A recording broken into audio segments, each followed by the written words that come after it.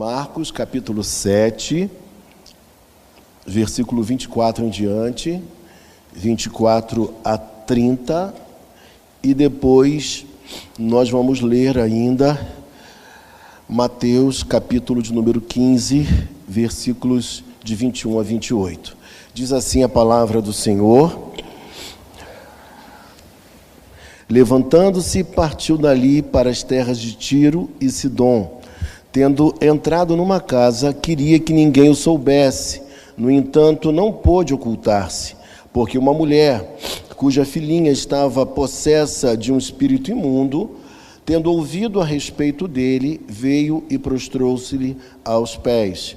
Esta mulher era grega, de origem sírio-fenícia, e rogava-lhe que expelisse de sua filha o demônio. Mas Jesus lhe disse: Deixa primeiro que se fartem os filhos, porque não é bom tomar o pão dos filhos e lançá-lo aos cachorrinhos. Ela, porém, lhe respondeu: Sim, Senhor, mas os cachorrinhos debaixo da mesa comem das migalhas das crianças. Então lhe disse: Por causa desta palavra podes ir, o demônio já saiu de tua filha. E voltando ela para casa, achou a menina sobre a cama, pois o demônio a deixara. Agora, capítulo de número 15 de Mateus, versículo 21 até o versículo 28, diz assim a palavra do Senhor: Partindo Jesus dali, retirou-se para os lados de Tiro e Sidom. E eis que uma mulher cananeia, que viera daquelas regiões, clamava: Senhor, filho de Davi, tem compaixão de mim. Minha filha está horrivelmente endemoniada. Ele, porém, não lhe respondeu palavra. E os seus discípulos, aproximando-se, rogaram-lhe: Despede-a, pois vem clamando atrás de nós. Mas Jesus respondeu: Não fui enviado senão as ovelhas perdidas da casa de Israel. Ela, porém, veio e o adorou, dizendo: Senhor, socorre-me. Então ele, respondendo, disse: Não é bom tomar o pão dos filhos e lançá-lo aos cachorrinhos. Ela, contudo, replicou: Sim, Senhor, porém os cachorrinhos comem das migalhas que caem da mesa de seus donos. Então lhe disse Jesus: Ó mulher, grande é a tua fé, faça-se contigo como queres. E desde aquele momento sua filha ficou sã. Vamos orar. Senhor Deus e Pai Celestial, nós queremos te agradecer, ó Deus, por este momento aqui, pela tua palavra, pela leitura bíblica, ou pelas leituras que já foram feitas desde o início do culto, pelas orações proferidas. Queremos te agradecer ainda pelas ofertas e dízimos que foram trazidos nesta manhã. Pai, obrigado por esta congregação, pelos irmãos presentes aqui, Pai, e nós te pedimos agora que o Senhor fale conosco, que o Senhor possa tocar em nosso coração e nos inspirar nesta manhã. É o que nós te pedimos e desde já te agradecemos, porque o fazemos em o nome santo de Jesus Cristo, o teu Filho amado. Amém. Nós temos pregado na parte da manhã algumas mensagens sobre mulheres muito importantes, mulheres significativas da história do cristianismo e também do Antigo Testamento. É muito bom dizer aos irmãos que a igreja evangélica, que o cristianismo, ele não é de forma alguma machista. Nós vemos na Bíblia Sagrada mulheres que trouxeram uma grande contribuição à espiritualidade. E no texto que nós vamos analisar nesta manhã, nós verificamos que Jesus, ele vai para uma região de Tiro e Sidom, e naquela região ele procura ficar reservado, procura ficar ali meio que oculto, só que ele já era alguém muito conhecido, muito famoso. A sua fama, como disse um poeta certa feita, corria chão, ou seja, as pessoas falavam dele, as pessoas sabiam que ele estava ali e não dava de forma alguma para ele se esconder. E neste momento surge na história uma mulher sírio-fenícia. É como a Bíblia a identifica. E essa mulher, ela tem uma grande e uma profunda aflição. A sua filha estava possessa de um espírito imundo. E a gente sabe muito bem que quando um filho nosso, um neto, está com algum problema, a gente fica profundamente compungido, com o coração sentido, a gente não mede esforços para encontrar a solução do seu problema. Por certo, essa mulher já havia procurado os recursos daquela época para tentar resolver o problema daquela menina. Assim como hoje, se ela estivesse entre nós, ela procuraria talvez um médico, um psicólogo, procuraria um terapeuta, mas essa mulher chegou à conclusão que todos esses recursos disponíveis, eles não eram suficientes para resolver o problema da sua filha, porque o problema dela, o texto de tudo, um problema espiritual. E aí, o texto vai nos dizer, olhe comigo, no versículo 22 de Mateus, capítulo 15, diz assim para nós: E eis que uma mulher cananeia, que viera daquelas regiões, clamava, Senhor, é a primeira expressão que ela diz, né? Senhor. E repare comigo que o texto fala que ela clamava, não diz que ela clamou. Repare comigo, não está dizendo que ela clamou, mas o texto fala que ela clamava, ela insistia, ela continuava falando e falando e falando, ou seja, ela não clamou apenas uma vez, mas ela continuou a clamar, porque sua aflição era grande, e ela sabia que aquela oportunidade não poderia jamais ser perdida, ela precisava aproveitar aquele instante, aquele momento. E aí o texto nos fala que ela identifica a Jesus como Senhor. E naquele período, quem merecia esse nome, esse título de Senhor, que no grego é Kyrios, era justamente César, o imperador. Esse recebia o título de Senhor, Senhor do mundo. Mas aqui a mulher diz que esse Jesus era para ela o Senhor. Ele sim era o Senhor do mundo. Ele tinha a resposta e a solução para o problema da sua filha. Por isso ela vai a ele e não perde aquele momento. Em primeiro lugar, ela o chama de Kyrios, de Senhor. Depois o texto nos fala ainda, veja comigo, versículo 22, o texto ainda fala que ela o chama de Filho de Davi. Como nós lemos lá em Marcos também, na passagem correlata, essa mulher, ela pegou informações a respeito de Jesus, ela sabia dos seus feitos, ela sabia quem ele era. Em primeiro lugar, ela busca a solução do problema na pessoa certa. Às vezes, nós procuramos a solução do nosso problema no lugar errado e na pessoa errada. Ela procura em Jesus Cristo, o único que poderia libertar a sua filha daquele problema, daquele mal. E ela o chama de Filho de Davi, que era uma esperança que todo judeu tinha, a chegada do Filho de Davi, a chegada do Messias. Então ela reconhece que Jesus Cristo, para ela, ele era o Messias esperado, ele era aquele que viria para libertar Israel, ele era de fato alguém com poder para fazer sinais e fazer maravilhas. E essa mulher, de maneira muito humilde, ela diz assim, veja comigo no verso 22, tem compaixão de mim. Essa mulher reconhece, assim como nós precisamos reconhecer que toda dádiva, que todo bem, que toda bênção que vem da parte de Deus, ela só pode vir por um motivo, porque o nosso Deus é um Deus que tem compaixão de nós, é um Deus sensível, é um Deus que sente a sua dor, é um Deus que sente também a minha dor e a minha aflição. Ele se condói de nós. É um Deus que tem misericórdia.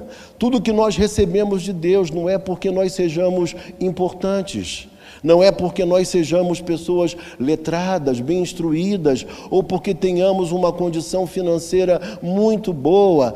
Tudo aquilo que Deus faz por nós, Ele faz porque Ele tem compaixão de nós, Ele tem misericórdia, Ele visualiza e enxerga a miséria em que nós nos encontramos e se compadece da nossa vida. E é dessa forma que essa mulher pleiteia diante de Jesus a libertação da sua filha. E aí o texto nos diz assim: tem compaixão de quem? Tem compaixão dela? Não, ele diz, tem compaixão, ela diz, tem compaixão de mim. E por que que essa mulher diz, tem compaixão de mim, e não tem compaixão dela, que está lá em casa possessa de um demônio? Eu vou explicar para você. Não é porque essa mulher fosse egoísta, ou coisa que o valha. Essa mulher diz, tem compaixão de mim, por um motivo muito claro, e você vai entender. A dor dos nossos filhos são as nossas dores. Aquilo que atinge os nossos filhos, atinge também ao nosso coração. Então, enquanto aquela criança, porque alguns entendem que ela era muito pequenina, estava sofrendo em casa, essa mulher também estava sofrendo e buscando a solução do problema de sua filha. E assim acontece com a gente. Todos nós, pais, nós temos esse coração, nós temos esse sentimento, esse desejo de ver os nossos filhos bem, e a gente não mede esforços para que tudo se encaminhe da maneira adequada. E ela sabia, ela conhecia a sua filha, e ela sabia que o mal que ela estava vivendo, somente um poderia trazer a solução, e esse alguém tinha um nome, era Jesus Cristo, o Quírios, o Senhor, o Filho de Davi. E aí, o texto diz assim para nós, veja comigo: minha filha está horrivelmente endemoniada. É o que o versículo 22 nos diz na parte final. Minha filha está horrivelmente endemoniada. Mas o que eu acho bonito aqui é que ela não diz que minha filha é endemoniada. Ela diz que minha filha está endemoniada.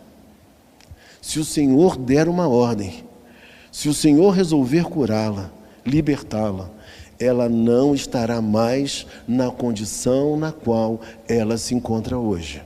Por isso, meus queridos, ela usa essa expressão, minha filha está endemoniada, horrivelmente endemoniada. E quem já esteve com uma pessoa endemoniada, como eu já estive, em alguns momentos, você sabe que o quadro é horrível. O quadro, a palavra eu acho que é a melhor, é um quadro tenebroso. A pessoa, às vezes, atenta contra o próprio corpo, às vezes contra outras pessoas. É algo muito estranho e muito difícil. Então, eu imagino a aflição na qual essa mulher estava se encontrando. Mas, como se não bastasse, essa mulher precisou viver alguns obstáculos no exercício da sua fé. A gente pensa que às vezes, nós vamos pedir alguma coisa a Deus e Deus prontamente vai nos dar a resposta. Mas nem sempre é assim. Os antigos diziam que Deus responde de 3 maneiras.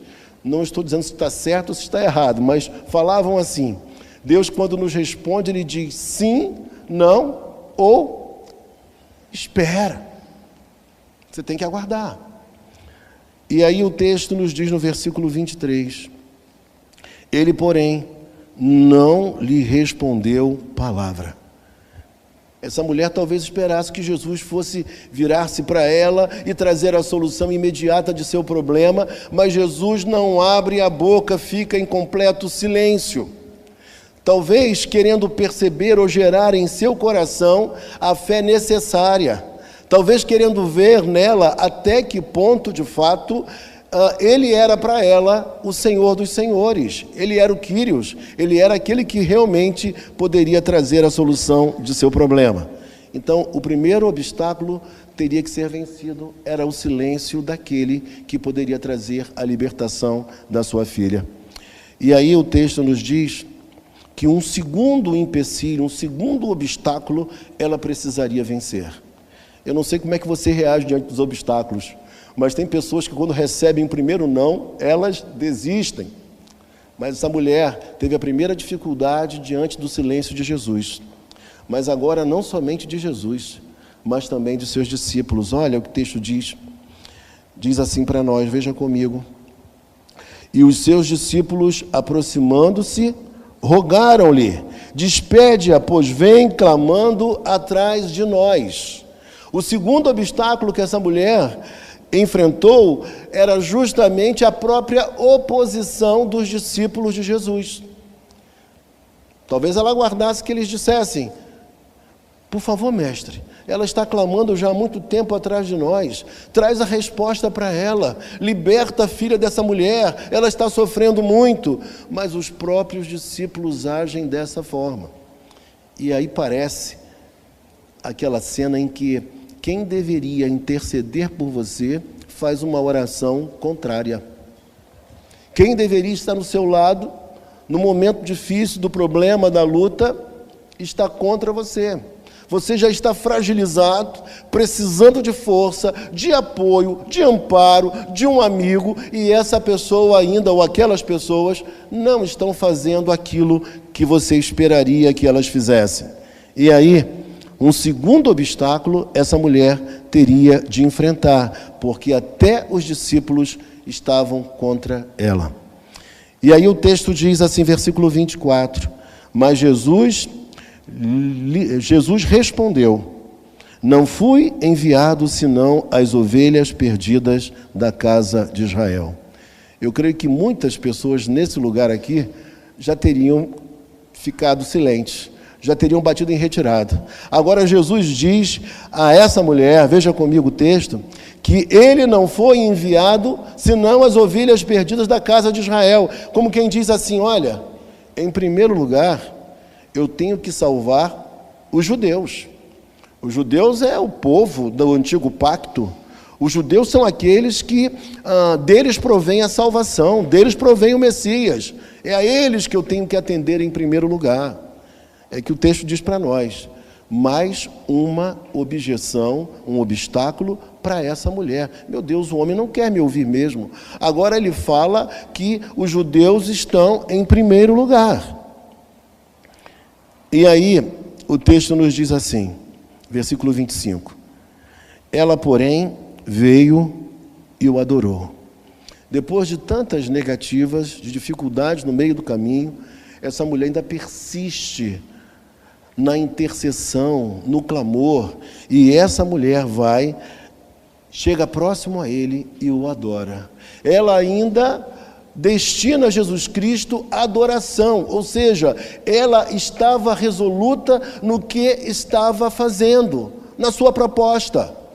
E me fez lembrar, enquanto eu estudava essa passagem, um cântico muito popular agora nesses dias, que diz assim, né? Se Deus fizer, Ele é Deus. Se Ele não fizer, Ele também é Deus. É como se ela dissesse assim: olha, eu vou adorá-lo porque se Ele me atender, maravilha, mas se Ele não me atender, eu também não vou esmerecer, melhor dizendo, não vou esmorecer e não vou abandonar a minha fé. E às vezes demora um pouquinho a vir a solução do nosso problema. Às vezes o obstáculo é grande demais, a gente quer uma vitória, uma bênção, e às vezes não é rápida a bênção. Mas a gente precisa entender que se Deus fizer, Ele é Deus. Mas se Deus também não fizer, Ele vai continuando a ser o nosso Deus, Ele continuará ad eterno a ser o nosso Senhor, o nosso Salvador. Não vamos deixar de acreditar nele. É isso que nós precisamos entender. E aí, o texto diz assim para nós: Senhor, socorre-me. Depois de tudo que aconteceu, depois de todos os obstáculos, essa mulher ainda chega para ele e diz: Senhor, socorre-me. Senhor, seja sensível à minha dor, seja sensível à dor da minha filha. Por favor, venha me socorrer. O que prova para nós que esta mulher era uma mulher persistente. Ela tinha uma fé diferenciada, porque ela persistia, ela não desanimava, ela não desacreditava. E eu digo a você nesta manhã, eu não sei se você tem um desejo profundo em relação aos seus filhos. Não sei se é a conversão deles, não sei qual o problema, qual a luta, qual a dor, mas eu digo a você uma coisa: persista, não desista, por mais que falem que ele é um caso perdido, que ele é problemático, que ele é um fracassado, que ele não tem jeito, que ele não vai se aprumar na vida. Eu digo a você nesta manhã: persista em oração, acreditando que Jesus é com ele e que as dificuldades hão de passar. Amém? Uma mulher persistente. E aí no versículo de número 26 nós lemos assim: então ele respondendo disse: não é bom tomar o pão dos filhos e lançá-los, ou melhor, e lançá-lo aos cachorrinhos. Repare comigo, mais um obstáculo. Ela agora está dizendo que o povo de Israel tem a precedência na salvação, está na frente, o povo de Israel, está dizendo para ela, e ele diz para ela que não é correto, não é bom tomar o pão dos filhos e dar aos cachorrinhos. E aí eu queria explicar a você algumas coisas rapidamente. Primeira coisa, muitos comentaristas bíblicos falam que o povo de Israel chamava os demais povos de cães, o que não é verdade, mas alguns afirmam isso. Outra coisa importante dizer aqui: quando Jesus fala isso para essa mulher, ele faz uma analogia, ele tenta levar a ela uma ideia que estava dentro da sua capacidade de conhecimento. Vocês viram lá em Marcos que essa mulher era de cultura grega. E lá em Israel, os cães eram alimentados daquilo que sobrava dos cães. Êxodo capítulo 22, versículo 31. Você pode ver depois. Mas, também pela influência da cultura grega, muitos judeus na Palestina, eles tinham cães em casa como animais de estimação. Eles tinham cães em casa como animais de estimação. E aí o que acontecia? Quem comia primeiro? Os filhos. E quem comia depois? Os cães. E essa mulher sabia disso porque também fora criada dentro de um contexto grego. E Jesus, nessa analogia, ele tenta ilustrar para esta mulher algo muito importante, que seria mais um obstáculo para ela. Em primeiro lugar, estariam os judeus, e ela era Ciro-fenícia. Mas como se não bastasse, essa mulher de fé, essa mulher guerreira, veja comigo o versículo 27, ela contudo replicou: sim, Senhor, porém os cachorrinhos comem das migalhas que caem da mesa de seus donos. Repare comigo isso, é muito importante. Olha só, sim, Senhor, porém os cachorrinhos comem das migalhas que caem da mesa de seus donos. Sabe o que ela está dizendo? Em primeiro lugar, ela está reconhecendo que, de fato, os judeus têm o primeiro lugar. Seriam alcançados por Jesus em primeiro lugar. Ela não está negando o papel dos judeus, Ela admite o papel dos judeus. Só que ela diz uma coisa muito forte aqui. Ela diz o seguinte: ela diz que, embora os primeiros a serem alimentados são os cachorrinhos, mas os cachorrinhos comem das migalhas que caem da mesa dos seus donos. Ela está dizendo o seguinte: que Jesus tem todo o poder para fazer maravilhas e que ainda que caia sobre ela o benefício, a bênção, pequenina que seja, da parte de Jesus, se a menor virtude de Jesus sair dele em direção a ela e a sua filha, ela tinha a convicção que essa fração pequenina poderia trazer a libertação daquele espírito demoníaco que estava sobre a sua filha. Meus irmãos, eu não sei se eu consegui traduzir de maneira clara, mas na minha concepção, essa fé é uma fé extraordinária. A mulher vence todos os obstáculos. Eu vejo nessa mulher um profundo amor pela sua filha.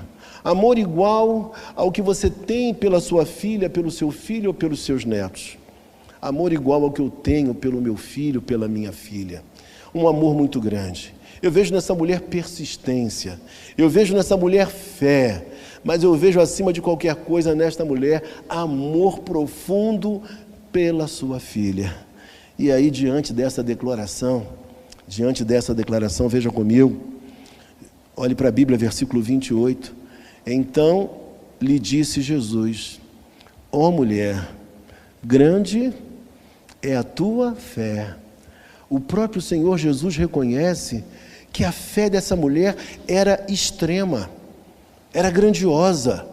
E repare comigo mais uma coisa, essa mulher não era do povo da aliança, essa mulher não era judia, essa mulher não era uma mulher afeita à religião judaica, de quem se poderia esperar uma grande fé, mas essa mulher era cirofenícia, o que significa dizer que ela tinha uma fé poderosa, uma fé maravilhosa, uma fé extraordinária. E não raras vezes nós encontramos tamanha fé em pessoas que nem sempre nós esperaríamos tamanha fé. E aí, Jesus, ao reconhecer que sua fé era grande, ele diz assim: faça-se contigo como queres. Diante do que você fez, diante do que você venceu, tantos obstáculos diante de mim, diante dessa declaração tão maravilhosa, que tirada você teve, seja feito conforme a sua fé, seja feito aquilo que tu queres. E eu quero perguntar a você, nesta manhã, você que está aqui, que talvez tenha um filho, uma filha, que talvez tenha netos, você que se preocupa com tantas coisas em relação à sua própria vida e à vida dela, você que, assim como essa mulher, vê nos problemas da sua filha ou do seu filho, os seus próprios problemas, os seus próprios desafios, eu quero te perguntar nesta manhã, o que tu queres? O que tu queres? O que você está pedindo hoje? Talvez você esteja pedindo a mesma coisa que essa mulher pediu. Minha filha não está endemoniada, nem meu filho, mas eu quero libertação espiritual para ele, ou para ela. Eu quero salvação para os meus queridos, para os meus filhos e para os meus netos. E eu sei, Senhor, que nenhum terapeuta, por melhor que seja, pode fazer isso. Eu sei que somente o Senhor pode trazer vida nova ao coração do meu filho e da minha filha. Só o Senhor pode dar sentido à sua existência. Só o Senhor pode colocar a vida do meu filho ou da minha filha em ordem. Eu não sei qual é o problema. Você conhece bem o seu filho, pode ser uma cura para uma doença.